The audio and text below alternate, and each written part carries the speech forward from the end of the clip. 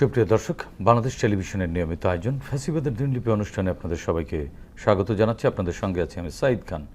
আলোচনার জন্য আমার সঙ্গে আছেন দুজন অতিথি। আমার ডান দিকে আছেন সাবেক ছাত্রনেতা এবং সিলেট জেলা বিএনপির সদস্য ফয়সাল আহমেদ চৌধুরী। বাম দিকে আছেন সুপ্রিম কোর্টের আইনজীবী মোহাম্মদ আবুল হাসান। শাসকরা যখন জনগণের মৌলিক অধিকার কেড়ে নেয় তখনই ঘটে গণবিপ্লব। 69, 90 এবং 24-এর অভ্যুত্থান তাই বলে। জার্মানির হিটলার, ইতালির মুসোলিনি, জাপানের হিদেকি তোজো, স্পেনের ফ্রান্সিসকো ফ্রাঙ্কো এবং বাংলাদেশের শেখ মুজিব ও হাসিনা তার প্রকৃষ্ট উদাহরণ। মানবজাতির ক্যালেন্ডারের পাতাকে রক্তাক্ত করা দেশ বিদেশের এই শাসকরা জেনে গেছে অত্যাচারের ফলাফল কি হয়। গবেষণামূলক এই অনুষ্ঠানের মাধ্যমে গত সরকারের যাবতীয় স্বৈরাচারী ও ফ্যাসিবাদী কাজের ধরনকে আমরা চিহ্নিত করবার চেষ্টা করছি, খুঁজে বের করবার চেষ্টা করছি নাগরিক অধিকার নিশ্চিতের পথ, যাতে ভবিষ্যতে আর কোনো শাসক নাগরিক স্বাধীনতাকে লঙ্ঘনের সাহস না পায়। দর্শক, আজ 15 মে 2025। গত 16 বছরের শুধুমাত্র এই দিনটিতে কি কি ঘটেছিল অতিথিদের সঙ্গে আলোচনার আগে বিভিন্ন গণমাধ্যম থেকে সংগৃহীত কিছু সংবাদের শিরোনাম দেখে আসি। 2009 রাষ্ট্রদ্রোহ মামলায় বিভিন্ন স্থান থেকে আরও 452 বিডিআর জওয়ান গ্রেফতার। 2010 চাকরিচ্যুতির আশঙ্কায় বিএনপিপন্থী শিক্ষক চিকিৎসকদের একাংশ।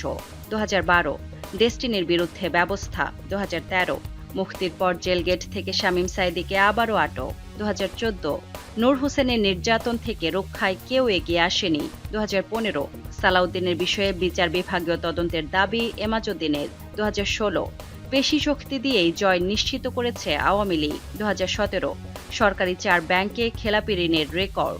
2018 শেখ হাসিনার আমলে নির্বাচন মানেই বিরাট থাপ্পা বিএনপি। 2019 স্বাস্থ্য পরীক্ষার জন্য লন্ডন গেলেন প্রেসিডেন্ট। 2020 আগের দিন করোনা পজিটিভ, পরের দিন নেগেটিভ। 2022 পি.কে হালদার ছিলেন আর্থিক খাতের শীর্ষ দখলদারদের একজন। দর্শক, আমরা দেখে নিলাম গত 16 বছর ধরে ফ্যাসিস্ট শেখ হাসিনা সরকার কিভাবে রাষ্ট্রীয় প্রতিষ্ঠানগুলোকে সাধারণ মানুষের মুখোমুখি দাঁড় করিয়ে মানুষের মৌলিক মানবিক অধিকার কেড়ে নিয়েছিল। এসব বিষয় নিয়ে আলোচনা শুনবো, বিশ্লেষণ শুনবো অতিথির মুখ থেকে। শুরুতেই যাচ্ছি ফয়সাল আহমেদ চৌধুরী, আপনার কাছ থেকে জানতে চাচ্ছি একটি খবর আমরা দেখলাম 2010 সালের একটি সংবাদে চাকরিচ্যুতির আশঙ্কায় বিএনপিপন্থী শিক্ষক চিকিৎসকদের একটি অংশ। শিক্ষক ও চিকিৎসকদের মতো পেশাজীবীদের রাজনৈতিক পরিচয়ের মূল্যায়ন করা কি রাষ্ট্রীয় পেশার অবমাননা কিনা? আপনারা জানেন যে 2011 সরকারের সাথে আঘাত করে শেখ হাসিনা যখন ক্ষমতায় বসলো, তার সেই ক্ষমতার মসনদকে পাকাপোক্ত করার জন্য তার প্ল্যানই ছিল যে এই আমিত্ব বা একটা অ্যাবসলিট পাওয়ারকে অ্যাবজর্ব করা এবং সেখান থেকে দেশকে শাসন করা, এবং তারই ধারাবাহিকতায় প্রত্যেকটা ইনস্টিটিউশনকে কীভাবে কক্ষিগত করা যায় তার টার্গেট নিয়ে সে কাজ করেছিল। আপনারা জানেন যে বিশেষ করে জাতীয়তাবাদী ছাত্রদল যখন ছাত্র সংসদ নির্বাচন 90 দশকে ছিল, তখন সব মেধাবী ছাত্ররাই ছাত্রদলের রাজনীতিতে ছিল। ডাকসু থেকে নিয়ে আপনার যতগুলো মেডিকেল কলেজ ছিল প্রত্যেকটাই কিন্তু ছাত্রদল পূর্ণ প্যানেলে বিজয়ী হয়েছিল তৎকালীন সময়ে। সেই মেধাবী চিকিৎসকদেরকে আসলে তারা চিহ্নিত করতে লাগলো যে জাতীয়তাবাদী দল কারা করে, কোন জায়গায় কারা করে, তাদেরকেই মানে বিভিন্ন কে কোথায় আছে, শিক্ষক চিকিৎসক বিভিন্নভাবে চিকিৎসকদের টার্গেট করে এবং তাদেরকে নানাভাবে চাকরিচ্যুত, বদলি, নানাভাবে হ্যারাসমেন্ট করে তাদেরকে মানে করা হলো। এটার কারণে কিন্তু এই ইম্প্যাক্টটা পড়লো, কিন্তু পরবর্তীতে দেখা গেল যে দেশে ভালো চিকিৎসকের অভাবে লোকজন ইন্ডিয়া যাচ্ছে, বিভিন্ন জায়গায় যাচ্ছে। এটা ভারতেরই একটি পরিকল্পনার অংশ ছিল যে বাংলাদেশের মানুষ যাতে দেশে ভালো চিকিৎসা না পায়, এই চিকিৎসকদেরকে সরিয়ে এবং সাধারণ মানুষকে সেই চিকিৎসা থেকে বঞ্চিত করা হয়েছে। এটা শেখ হাসিনার যে দীর্ঘমেয়াদী যে পরিকল্পনা, তারই পরিকল্পনা অংশ হিসেবে পেশাজীবীদের এইভাবে রাজনীতিতে, প্রকাশ্য রাজনীতিতে প্রকটভাবে জড়িয়ে যাওয়াটা কি সঠিক? এটা অবশ্যই সঠিক না কোনো গণতান্ত্রিক সরকার। কারণ গণতান্ত্রিক সরকার কখনোই তার যে ইনস্টিটিউশনাল যারা ধরেন মানে বিভিন্ন পেশাজীবী আছে, বিভিন্ন চাকরিজীবী আছে, বা বিশেষ করে আপনারা দেখেছেন যে পুলিশ সহ বিভিন্ন বাহিনীকে সে কীভাবে লাঠিয়াল হিসেবে ব্যবহার করেছে, এটা সে আসলে গণতন্ত্রকে ধ্বংস করেই সে এক নায়কতন্ত্র কায়েম করার লক্ষ্যেই যে স্বৈরাচারী যে মনোভাব, যে ফ্যাসিস্টরা আপনি যেগুলো নামগুলো বললেন, যে এই ফ্যাসিস্টরাই যাদের চরিত্র হচ্ছে যে তাদের একদলীয় শাসন ব্যবস্থা কায়েমের লক্ষ্যে যা করা দরকার সেটা তারাই করবে। সেই জন্যই এই টার্গেট করেছিল পেশাজীবীদেরকে, যাতে করে মানে টার্গেট করে বিএনপি বা সমমনা মনোভাবের যারা আছে তাদেরকে সরাইয়া দিয়া তাদেরই যারা আওয়ামী লীগের সাথে সম্পর্কিত ছিল, যারা বিভিন্নভাবে তাদেরকেই পুনর্বাসন করার একটি প্রক্রিয়ার কারণে। তার মানে একটি ভিন্ন মতকে দমন করে তার সমর্থিত মতামতের যারা ছিল তাদেরকে এখানে পদায়ন করা হয়েছে, বিষয়টি এরকম। সেটাই তারা যাচ্ছে তাদেরই লুক, কারণ এমনই ছিল যে মানে চাকরি করতে হলে একদম তার কোনো আত্মীয় স্বজন কখনো কোনোভাবে বিএনপি বা তারা অন্যান্য রাজনীতির সংশ্লিষ্ট ছিল কিনা, চাচা মামা খালা কেউ কোনোভাবে বিএনপি রাজনীতির সাথে জড়িত, তাকে কিন্তু চাকরি দেওয়া হতো না, চাকরিচ্যুতি করা হতো, তাকে প্রমোশন দেওয়া হতো না, তাদেরকে ওএসডি করা হতো, নানাভাবে প্রতিটি ইনস্টিটিউশনকে সে কুক্ষিগত মানে একদলীয় ব্যবস্থায় নিয়ে গিয়েছিল। একই বিষয়ে আবুল হাসান, অ্যাডভোকেট আবুল হাসান, আপনার কাছ থেকে জানতে চাচ্ছি, পেশাজীবীদের প্রকট রাজনীতিতে জড়িয়ে যাওয়া এবং সেটি আবার দমন করতে চাওয়াই কি আসলে ফ্যাসিজমের কাজ? এবং এটি আসলে যদি রাষ্ট্রে বারবার রিপিট করে তাহলে রাষ্ট্র তো এই জায়গা থেকে বেরোতে পারবে না। শাসকের চেয়ারে যিনি আসবেন তাকেই একই পথেই তো যেতে হবে। সেক্ষেত্রে পেশাজীবীদের রাজনীতিতে প্রকটভাবে জড়িয়ে যাওয়াটাকে আপনি কিভাবে দেখছেন? বিষয়টা হচ্ছে কি, আপনি যদি পৃথিবী সৃষ্টির ইতিহাস থেকে শুরু করেন, যে রাজনৈতিক প্রভাব বলয়গুলো যদি কেন্দ্র করে চিন্তা করা হয়, একেবারে আপনি থিওলজি ধর্মতত্ত্ব থেকে যদি শুরু করেন, তাহলে দুটো শক্তি কিন্তু পাশাপাশি কাজ করে থাকে। আমরা এটাকে ইভিল পাওয়ার বা ডেভিল পাওয়ার যে জিনিসটাকে বলি, প্রত্যেকের কিন্তু একটা রাষ্ট্র পরিচালনার জন্য হোক বা যে কোনো জায়গায় হোক না কেন, প্রত্যেকের জায়গায় কিন্তু একটা সুনির্দিষ্ট দায়িত্ব আছে। এবং ক্ষমতা জিনিসটা হচ্ছে এমন, ক্ষমতা থাকলে আপনাকে প্রমাণ করতে হয় যে কেন আমি ক্ষমতায় আছি। আর আমি সবসময় একটা কথা বলি যে পাওয়ার ইজ অলওয়েজ ইলিগাল, ক্ষমতা হচ্ছে অবৈধ। এবং মানবের যে একটা টেন্ডেন্সি বা প্রবণতা দেখা যায়, সেটা হচ্ছে ক্ষমতা সবার কাছে থাকতে চায় বা রাখতে চায়। কিন্তু এই যে গত 400, 500, 1000 বা 2000 বছরের যদি ইতিহাস আপনি খুঁজে দেখেন, এই ক্ষমতার প্রভাব বলয়কে কেন্দ্র করেই কিন্তু সব কিছু আপনার বিত্তাবর্ত হচ্ছে, বা একের পর যে সংগ্রাম বলেন, লড়াই বলেন, সব কিছু হচ্ছে। এই যে আপনার সংস্কারের কথা বলছে, এখন সংস্কার মানেটা হচ্ছে একটা আধুনিকায়ন, আধুনিক হতে চাই। তো আধুনিকতাটাকে যদি আপনি সেইভাবে চিন্তা করেন যে সময় কি আসলে আধুনিকতাকে মানে নির্ধারণ করে দেয়, বিষয়টা কিন্তু তা না। যে modernity does not relates with age, এটা হচ্ছে একটা অ্যাটিটিউড। আপনি আধুনিক সময়ে যদি সে আধুনিকতার চিন্তা করেন, সংস্কারের কথা চিন্তা করেন, তাহলে আপনি 2000 বছর পূর্বে বা 2500 বছর পূর্বে যে কিছু লেখাজোকা আছে সেগুলো কেন আপনি এখনো পড়ছেন? আপনি তো আধুনিক মানুষ, তাহলে আপনি প্লেটোর লেখা কেন পড়বেন, এরিস্টটলের লেখা কেন পড়বেন? তার মানে হচ্ছে যে আপনি যদি সংগ্রামের কথাটা বলেন, তাহলে এই যে সংস্কার বা রিফরমেশন, সেই মুভমেন্ট কিন্তু বহু আগেই হয়েছে। আপনার যখন পাওয়ারের যদি এক্সারসাইজের কথাটা আপনি চিন্তা করেন, যে ক্ষমতার যেই আপনার চর্চাটা, সেই ক্ষমতা চর্চার থেকে যখন চার্চের কাছে ক্ষমতা ছিল ইউরোপে, তখন কিন্তু একটা রিফরমেশন মুভমেন্ট হয়েছিল 13শ শতাব্দীতে মার্টিন লুথার কিং এবং ক্যালভিনের নেতৃত্বে। যখন মানুষ বুঝতে শিখলো যে আমার চিন্তাটা আমিই করতে পারি, তখন ক্ষমতাটা ছিল দুকেন্দ্রিক। একটা হচ্ছে আপনার চার্চের কাছে ক্ষমতা থাকবে নাকি রাজার কাছে ক্ষমতা থাকবে। সেই পরিস্থিতিটাকে আমরা সংগ্রাম করতে করতে আমরা গেলাম যে রাজার কাছে আমরা ক্ষমতায়ন করলাম।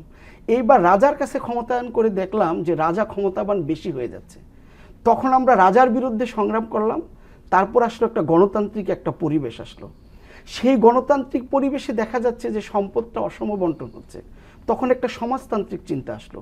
কিন্তু সমাজতান্ত্রিক চিন্তাটা মার খেয়ে গেল ওই জায়গায় যে আপনার সম্পদের যে সুষম বন্টন, এইটা কিন্তু গণতন্ত্র অনেকটা উচ্চ রাষ্ট্র ব্যবস্থাগুলো আত্মীকরণ করে নিয়েছে। তো এখন আমরা যে সংস্কারের কথা এখন বলছি, সেটা কিন্তু শুধুমাত্র এই ক্ষমতা কেন্দ্রিক যে চিন্তার জায়গা থেকে বলছি। আপনার লেনিন কিন্তু ধরেন আমলাতান্ত্রিক যে ইনফ্লেন্টেশনটা হওয়া উচিত না, সেটা কিন্তু উনি ট্রেনে বসেই লিখে ফেলেছিলেন। কিন্তু এই ইনফ্লেন্টেশনটা কেন প্রয়োজন হয়, কেন এই যে মেশিনারিজগুলোকে, এই যে রাষ্ট্র যে একটা স্টেটকে একটা কোয়ারশন অ্যাপারেটাস কেন বলা হচ্ছে, এই জিনিসগুলোই কিন্তু ফেসিজম আপনার নিয়ে আসছে। কারণ ফেসিজমের তাত্ত্বিক বলয়ের মধ্যেই কিন্তু তারা বলছে যে ব্যক্তিকেন্দ্রিক চিন্তার চেয়ে রাষ্ট্রের যে চাহিদা, রাষ্ট্রের যে প্রয়োজন, সেটাকে তুমি ঊর্ধ্বে তোলো। এটা ফেসিজমের তাত্ত্বিক জায়গা থেকে আমি বলছি। এবং এই যে আপনার রাষ্ট্রের যে আপনার অ্যাপারেটাসগুলো, যেটাকে আপনার মনে করেন যে স্টেট যে অ্যাপারেটাসগুলো, এই অ্যাপারেটাসগুলোর মধ্যে থেকে দু শ্রেণীর, কেউ আপনার নির্যাতন করবে, কেউ আপনার যে তাত্ত্বিকভাবে থিওরিটিক্যাল অ্যাসপেক্টগুলো দেখবে। তো এখন এই দুই শ্রেণীকে ক্ষমতায়ন যদি করা না হয়, তাহলে তো ফেসিবাদ ইস্টাবলিশ হবে না। এবং এই ফেসিবাদ ইস্টাবলিশ করতে গিয়েই কিন্তু এই জিনিসগুলো আমরা বারবার দেখেছি। ক্যারেক্টারটা আপনি পাওয়ারে যখন থাকবেন তখন আপনার কিন্তু নানা শ্রেণীর ক্যারেক্টার আপনার কম বেশি আপনি দূষিত হবেন, অ্যাবসোলিউট ক্যারেক্টারটা থাকবে না। কিন্তু এই মাত্রাজ্ঞানটা যখন এই মাত্রায় আসলো তখন কিন্তু সেটা ফেসিজমের জায়গা। আমি যদি একটা উদাহরণ দিয়ে আপনাকে বলি, 1996 সালে একটা বই লিখেছিলেন ওয়াল্টার লেকুয়ার, উনি একজন মার্কিন তাত্ত্বিক, এটা 96-এ কিন্তু বইটা পাবলিশ হয়েছে। তিনি লিখেছেন যে fascism past, present and future. সেই বইয়ের মধ্যে কিন্তু তিনি এই জিনিসটা সুস্পষ্টভাবে বলেছেন যে স্বৈর সরকারের চেয়ে একটা ফেসিজমের পার্থক্যটা কোথায়। মূল পার্থক্যটা উনি বলেছেন সেখানে একটা রাজনৈতিক দল থাকবে, সেই দলটা আপনার যে কাজটা করবে সেটা হচ্ছে যে ক্ষমতা কেন্দ্রিক, আপনার আইন শৃঙ্খলা বাহিনী সেনাবাহিনীকে কেন্দ্র করে একটা ক্ষমতা তৈরি করবে, অপোজিশনকে তারা একেবারে নিগেট করে দিবে, তারা বাম রাজনৈতিক উপাদানগুলোকে তারা গ্রহণ করবে, কিন্তু রাজনীতিতে তারা ডান অবস্থান গ্রহণ করবে এবং প্রতিপক্ষকে একেবারে নিশ্চিহ্ন করে দেওয়ার যে একটা রাজনীতি সেটাই তিনি কিন্তু করবেন। এবং তাদের একজন নেতা থাকবে, যেই নেতাকে তার দলীয় যে লোকজন আছেন তারা একেবারে ধর্মতত্ত্বের জায়গা থেকে পুজো করবেন, অর্চনা করবেন এবং তাকে ব্যাপক ক্ষমতাবান হিসেবে প্রতিষ্ঠা করবেন। এবং ওই যে হিটলার যে থিওরিটা দিয়েছিলেন কার্ল শ্মিটের তত্ত্ব দিয়ে ডিসিশনিজম থিওরি, আমাদের একজন ব্যক্তি প্রয়োজন যেই ব্যক্তিটা কিনা আপনাকে এমন কিছু করতে পারবে, সিদ্ধান্ত দিতে পারবে। এজন্যই কিন্তু সেই ফেসিজমে আমরা দেখেছি যে হাসিনার বিকল্প কে না, হাসিনার বিকল্প কে, এইভাবে কিন্তু জিনিসগুলো এসেছে। সুতরাং এই যে ধরেন ক্ষমতার মধ্যে চিকিৎসক বলেন, ডাক্তার বলেন, আইনজীবী বলেন, নানা শ্রেণীর মানুষকে তার কাজটা না করে তাকে কিন্তু রাজনৈতিক তোষণনীতির দিকেই কিন্তু দেওয়া হয়েছে। এবং আমাদের রাষ্ট্র ব্যবস্থা এমনভাবে গড়ে তোলা হয়েছে যে কাজের মাধ্যমে আপনাকে বড় হওয়ার যে একটা প্রবণতা ছিল, কাজের উৎকর্ষতার মাধ্যমে আপনি গড়ে উঠবেন, তাহলে কি হবে, রাষ্ট্র কাজ পাবে। কিন্তু সেটা কিন্তু ফেসিজমে দেখা যায় না। জি, ধন্যবাদ। আপনার কাছ থেকে আরও একটি বিষয় জানতে চাই। 2013 সালের একটি খবরে আমরা দেখলাম মুক্তির পর জেলগেট থেকে শামীম সাঈদীকে আবারও আটক।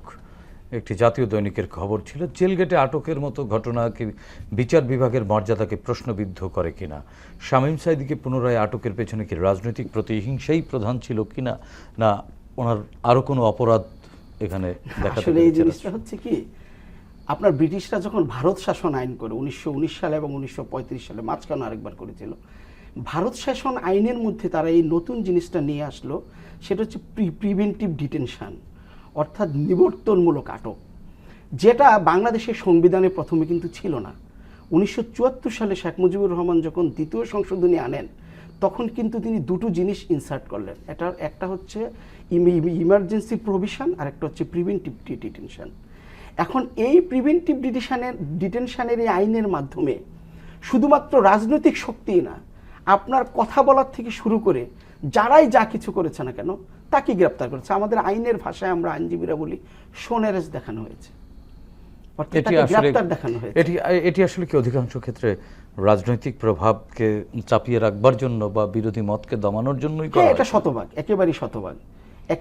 সেক্ষেত্রে আপনারা যারা আইনজীবী, এটিকে আপনারা কখনো উচ্চ আদালতে চ্যালেঞ্জ করেছেন কিনা বা চ্যালেঞ্জ করবার সুযোগ আছে কিনা?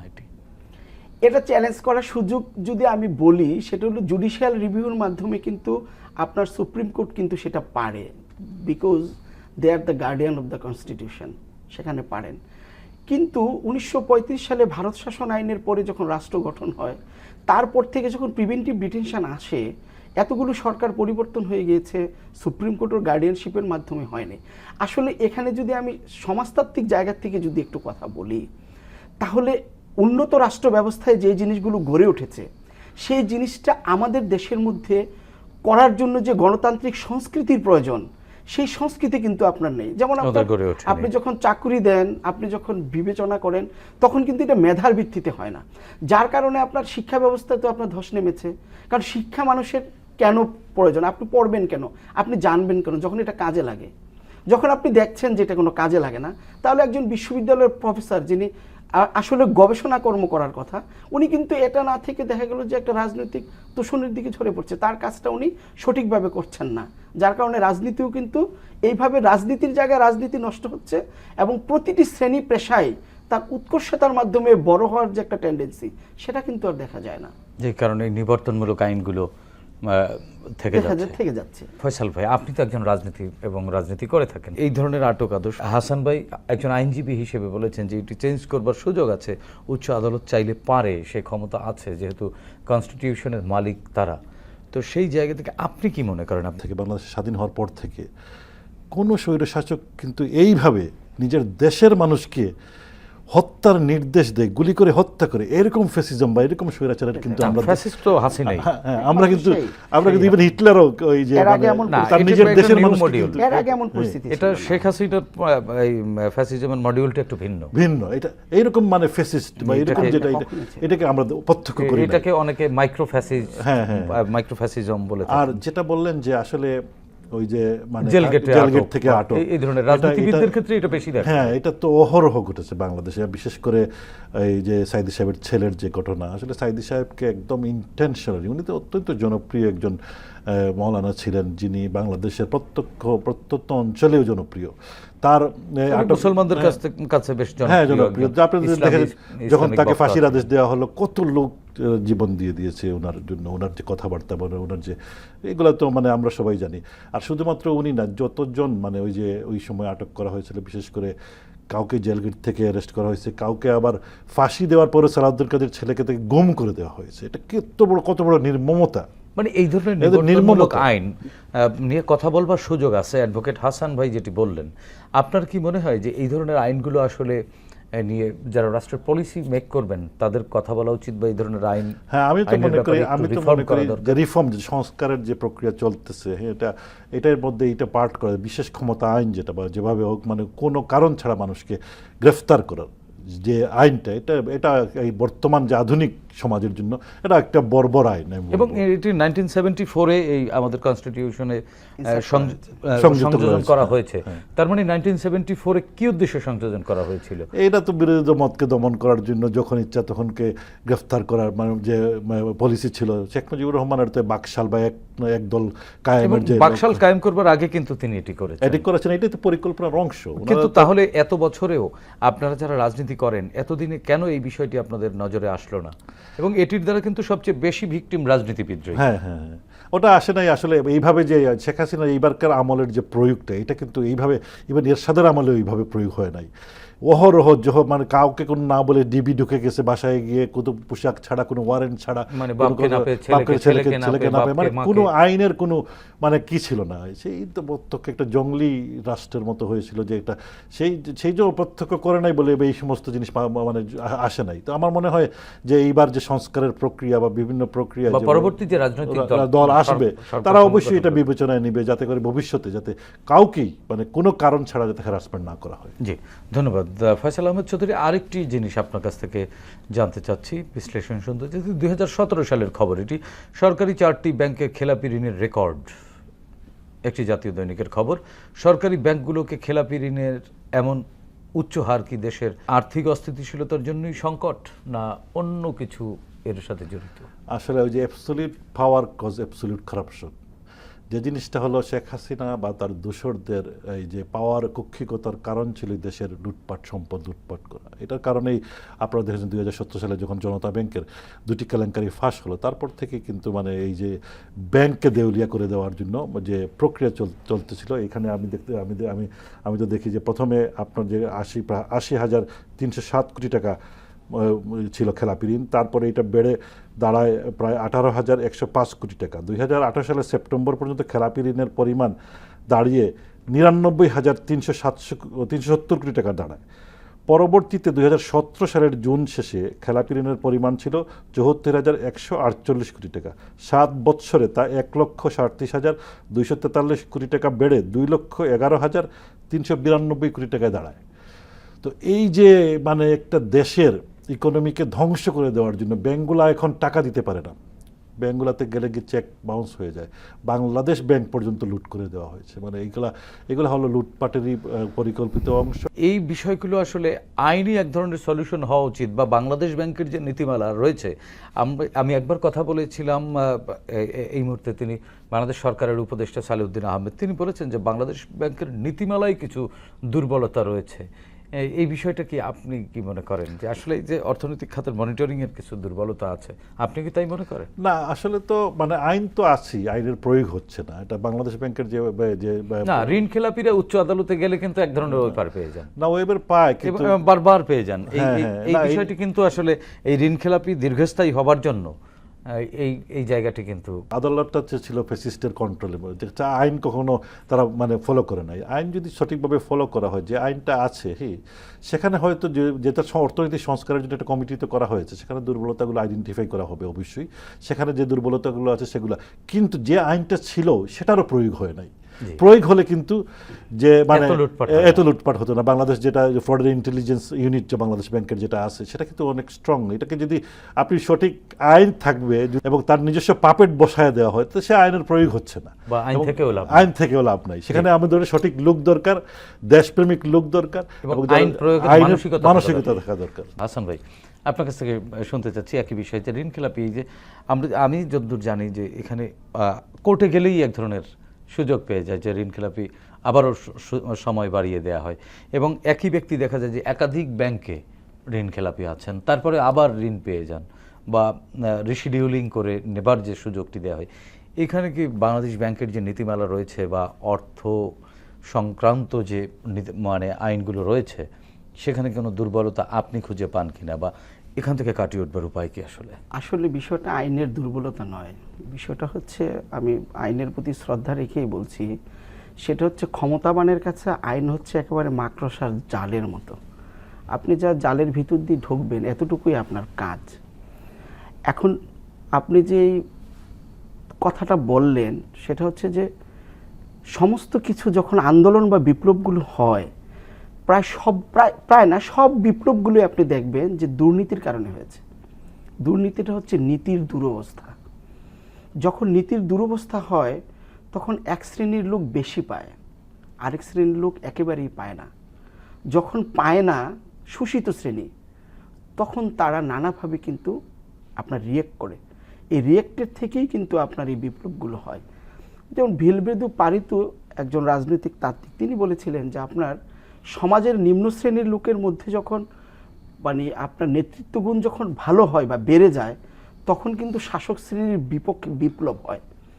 এখন কিন্তু এই ধরনের বিপ্লবটাই আমরা 24-এ করেছি। কিন্তু আপনি যদি বলেন যে ঋণ খেলাপির কথা, এটা সরাসরি দুর্নীতি ছাড়া আর কোনো কিছুই না। রাষ্ট্রীয় ক্ষমতার বলয় থেকে হাজার হাজার কোটি টাকা একের পর এক নিয়ে যাচ্ছে। কেউ যে রাগঢাক করবে এর কোনো সুযোগ নেই। এবং সবচেয়ে বড় জিনিস হচ্ছে, দুর্নীতি একটা রাষ্ট্রকে যতটা না পিছায়, এর চেয়ে হাজার গুণ বেশি পিছায় একটা রাষ্ট্রের সম্পদ যখন বিদেশে চলে যায়। একটা বড় ত্রুটি ছিল যে শেখ হাসিনা সরকারের, সেটা হচ্ছে রাষ্ট্রীয় সম্পদ তারা বাইরে নিয়ে গেছে। যেমন আপনি দুর্নীতি করেছেন, দুর্নীতি করে আপনি 2000 কোটি টাকা আপনি ধরেন ব্যাংক থেকে নিচ্ছেন, এই টাকাটা কিন্তু আপনি খাবেন না, এই টাকাটা আপনি কোনো না কোনো কাজে লাগাবেন। আপনি বিনিয়োগ করেছেন, মিল করেছেন, কারখানা করেছেন, আর অনেক কিছু করেছেন, সেখানে শ্রমিকরা কাজ করছে। অর্থনীতির ভাষায় সেটা কিন্তু আপনার ক্ষতির খুব বেশি কারণ দেশের জন্য, কিন্তু একটা রাষ্ট্রের জন্য আপনার সম্পদ যখন বাহিরে চলে যাবে, সেটি হচ্ছে সব ক্ষতির কারণ। আপনার এই যে ঋণ খেলাপিগুলো হচ্ছে, ব্যাংক, বিমা, শিল্প প্রতিষ্ঠানগুলো, এগুলো কিন্তু সব টাকাই কিন্তু বাহিরে পাচার হয়ে গেছে। আপনি একজন মন্ত্রী, কি ভূমিমন্ত্রী সাইফুজ্জামান সাহেব, ওনার 400-র বেশি বাড়ি নাকি বাহিরে পাওয়া গেছে, 3টি দেশে। মানে কিভাবে সম্ভব? চোখে ছানা বড়া বলে যা বলে, এটা কিভাবে সম্ভব? একজন মানুষের 400 বেশি বাড়ি তার দেশের বাইরে, তাহলে কি পরিমাণ সম্পদ আমার এই বাংলা থেকে নেওয়া হয়েছে? সুতরাং নীতির যে দুরবস্থা, এই ফেসিবাদী সরকার কিন্তু সবকিছু দেখেছে। সুতরাং ঋণ খেলাপির এই ত্রুটি কিন্তু সরকারের একেবারে মাথা থেকে, স্বয়ং প্রধানমন্ত্রী নিজে বললেন। না, সেক্ষেত্রে আইনের কোন সংস্কার দরকার আছে? আইন, আমার কাছে মনে হয়, আমি যতটুকু আইনের খুব বেশি যে গভীর ছাত্র থালা যদি আমি আইন, আমার মনে হয় আইনের খুব বেশি, যেমন আইন বিষয়ে অর্থ ঋণ আদালত আইন যেটা আছে, সেখানে কিন্তু আমি খুব বেশি গ্যাপ পাই না।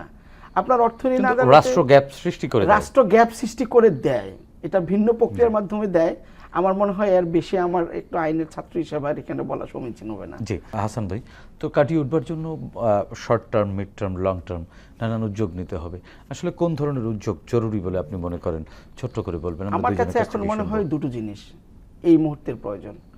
একটা হলো শিক্ষা ব্যবস্থাটা, যেটা এটাকে যতটা প্রয়োজন যতটা সম্ভব শক্তিশালী করতে হবে। আর একটা নির্বাচন ব্যবস্থাটা যেন চলে, এই জিনিসটা নিশ্চিত করতে হবে। জি, ধন্যবাদ। ফয়সাল ভাই, আমরা শেষ করবো একই বিষয়ে। আসলে সরকারকে এখন কোন ধরনের উদ্যোগ নেওয়া উচিত, বা রাজনৈতিক দলগুলোর আচরণ কেমন হওয়া উচিত এরকম বাস্তবতায়? আসলে আমি বলি যে জুলাই যে অভ্যুত্থান, যে আবু সাইদ, মুগ্ধ, ওয়াসিম সহ হাজারো যে ছাত্র জনতার যে লক্ষ্য নিয়ে জীবন বিলিয়ে দিয়েছে, মানে তাদের যে মানে মূল্যবান, মানুষের সবচেয়ে মূল্যবান হচ্ছে তার জীবন, সেই জীবনটাই বিলিয়ে দিয়েছে একটা বৈষম্যহীন, একটা সুন্দর, একটা আত্মনির্ভরশীল একটা বাংলাদেশ করার স্বপ্ন দিয়ে, যে সমাজে আমরা মুক্তভাবে কথা বলতে পারবো, মুক্তভাবে ভোট দিতে পারবো, আমার প্রতিনিধি আমি নির্বাচন করতে পারবো। আমি মনে করি বর্তমানে যে বিগত 15-16 বৎসর যে জিনিসটা সবচেয়ে বেশি স্বৈরাচার কেড়ে নিয়েছে সেটা হচ্ছে আমার ভোটাধিকার। আমি আমার পছন্দের প্রার্থীকে ভোট দিতে পারি নাই, আমি আমার পছন্দের ইউনিয়ন চেয়ারম্যান নির্বাচিত করতে পারি নাই, আমি পার্লামেন্টে আমার প্রতিনিধি আমার কথা বলবে সেই প্রতিনিধি আমি নির্বাচন করতে পারি নাই। তাই সবচেয়ে বড় জরুরি হচ্ছে জনগণ যে 15-16 বৎসর ধরে, 17 বছর ধরে আজকে যে বঞ্চিত যে ভোটাধিকার থেকে, সেই ভোটাধিকার প্রতি একটি নিরপেক্ষ নির্বাচন দেওয়া, এবং সেখানে যাকেই জনগণ পছন্দ করবে সেই দলকেই যাতে সেই দলই যাতে নির্বাচিত হয়, এবং নির্বাচিত একটা স্টেবল গভর্নমেন্ট যখনই আসবে দেশের ডেভেলপমেন্ট হবে, দেশের নানা সংস্কার আসবে, জনগণের প্রতিনিধি যখন থাকবে। অন্তর্বর্তীকালীন সরকার সেই লক্ষ্যেই কাজ করছে। আমরা আশা করি যে খুব দ্রুত ওই সংস্কার তো দিন লাগার কথা না। 31 দফা তারেক রহমান সাহেব যে কর্মসূচি দিয়েছেন সেখানে কিন্তু সব নিশ্চয়ই ওখান থেকেও তথ্য উপাত্ত নিয়ে অন্তর্বর্তীকালীন সরকারও যথেষ্ট আন্তরিক সেই পথেই এগোচ্ছে। ধন্যবাদ ফয়সাল আহমেদ চৌধুরী আপনাকে, এবং ধন্যবাদ অ্যাডভোকেট মোহাম্মদ আবুল হাসান, আপনাদের দুজনকেই। প্রিয় দর্শক, 24-এর ছাত্র জনতার গণ অভ্যুত্থান পৃথিবীর ইতিহাসে নতুন পরিচিত করেছে বাংলাদেশকে। জনগণ শাসকের শোষণ নয়, চায় স্বচ্ছতা ও জবাবদিহিতামূলক রাষ্ট্র ব্যবস্থা, যার মাধ্যমে রাষ্ট্রে তাদের অধিকার নিশ্চিত হবে, প্রজা থেকে হয়ে উঠবেন নাগরিক। আসুন নতুন এই বাংলাদেশকে আমরা নাগরিক বান্ধব হিসেবে গড়ে তুলি, সাধ্যমতো ভূমিকা রাখি দেশ ও জাতি গঠনে। দর্শক, দেখা হবে আগামী পর্বে নতুন অতিথির সঙ্গে। ততক্ষণ পর্যন্ত ভালো থাকুন, সুস্থ থাকুন, বাংলাদেশ টেলিভিশনের সঙ্গেই থাকুন। খোদা হাফেজ।